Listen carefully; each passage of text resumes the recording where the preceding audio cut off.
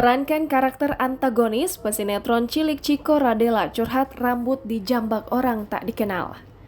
Berperan sebagai seorang antagonis di sinetron Cinta Amara yang tayang di SCTV ini membawa dampak tersendiri bagi artis cilik Chico Radela. Chico saat hadir di program wawancara eksklusif sinetron SCTV Cinta Amara ini mengatakan pernah dijambak oleh seseorang tak ia kenal pada saat ia dan ibunya jalan-jalan ke mall.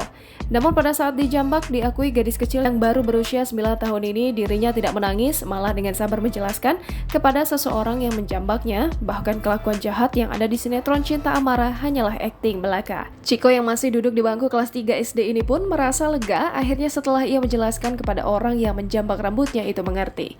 Tapi dari kejadian jambak-menjambak rambut tersebut, Chico jauh lebih hati-hati kalau sedang jalan di tempat umum. Dia memilih memakai topi atau bucket hat, masker, dan penampilan yang berbeda ketika jalan di tempat umum. Artinya menurut Chico, peran Erika di sinetron Cinta Amara yang ia bawakan berhasil karena sampai membuat orang kesal. Jangan lupa subscribe, share, komen, dan like ya!